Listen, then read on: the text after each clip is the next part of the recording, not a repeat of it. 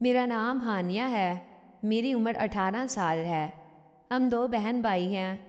मेरा भाई स्कूल में पढ़ता था और मैं कॉलेज में पढ़ती थी। मैं जवान हो रही थी।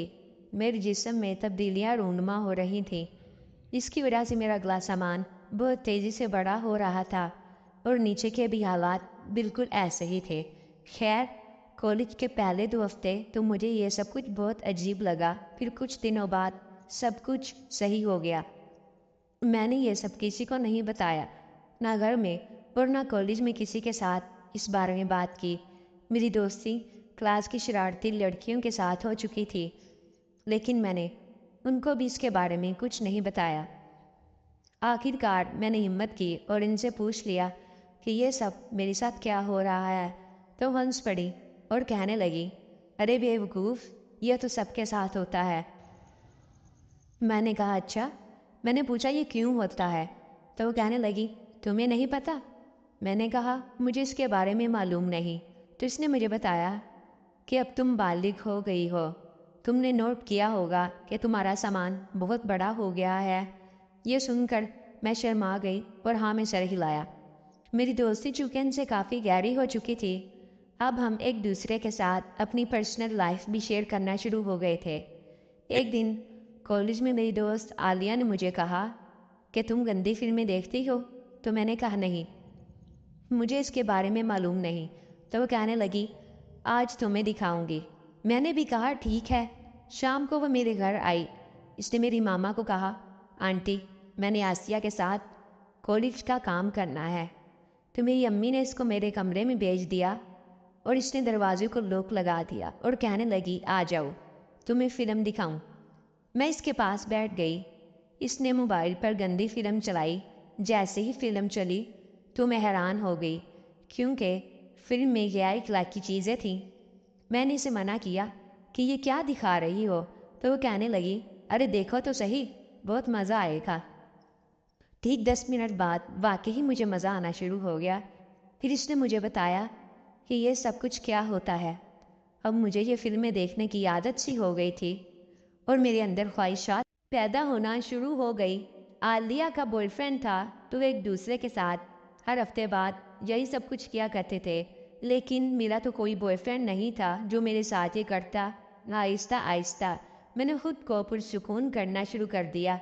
अपनी उंगलियों से गिनती लगाकर पुरसुकून हो जाया करती और दिल में ये ख्वाहिश थी कि कब मेरा ख्वाब हकीकत का रूप ले और मैं ये सब कुछ करूं। आखिरकार कॉलेज का पहला साल गुजर गया। हमें सर्दियों की छुट्टियां हुई। मैं घर पर फ्री थी, तो मैंने इरादा किया अपने मामू के घर कुछ दिन गुजार आऊं। मैंने अम्मी जान से इजाज़त ली और अपने मामू के घर के लिए रवाना हो गई। मेरे मामू एक डॉक्टर थे। इनके 3 बेटे थे। तीनों ही मुझसे उम्र में बड़े थे। मामू के घर पहुंची तो मेरी बहुत मेहमान नवाजी हुई। मुमानी मेरे साथ रात गए बातें करती रही। अगले दिन मैं मुमानी के साथ बाजार गई। हमने सारा घरेलू सामान खरीदा और शाम हो गई। शाम को वापस आ गए। मैं बहुत थक चुकी थी। शाम को खाना खाने के बाद मैं अपने कमरे में चली गई। रात के 12 बजे मुझे फिल्म देखने की तलब हुई, तो मैंने चुपके से अपना फ़ोन निकाला और वीडियो देखना शुरू हो गई। मेरे मामू का बेटा अकरम, वो भी जाग रहा था। इसने खिड़की से मुझे देख लिया तो इसने कहा, ये तुम क्या कर रही हो? मैं ये सुनकर परेशान हो गई और अकरम को कहा, प्लीज़, ये तुमने देखा है जो, किसी को मत बताना। अकरम ने मुझे कहा, ठीक है, मैं नहीं बताऊंगा, लेकिन इसके बदले मुझे भी कुछ चाहिए।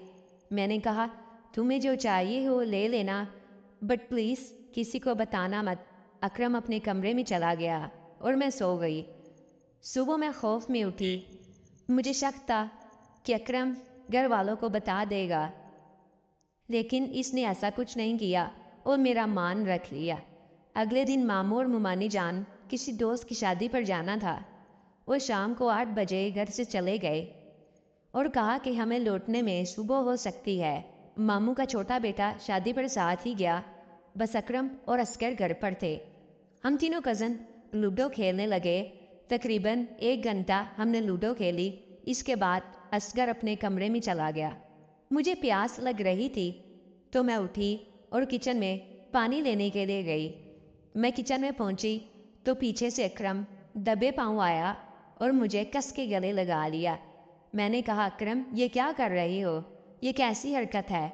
اکرم نہیں ہٹا اور مجھے زور سے گلے لگاتے ہوئے کہا آپ نے ہی تو کہا تھا جو چاہوں مانگ لوں۔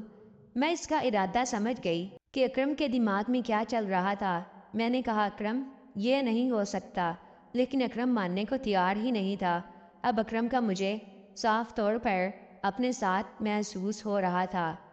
اکرم نے مجھے نہیں چھوڑا اور اپنی ضد پر اڑا رہا، تو میں نے کہا ٹھیک ہے اکرم، کیونکہ اب مجھے بھی اچھا احساس ہونا شروع ہو گیا تھا اور جو میں چاہتی تھی وہ حقیقت کا روپ اپنانے والا تھا۔ اب اکرم نے میرا ہاتھ پکڑا اور مجھے اپنے کمرے میں لے گیا۔ اکرم نے کمڈی لگا دی اور پھر وہ ہو گیا جس کی مجھے برسوں سے طلب تھی۔ میں نے اکرم کی خواہش بھی پوری کر دی اور اپنے احساسات کو بھی حقیقت کا روپ دے دیا اور کسی کو پتہ بھی نہیں لگا۔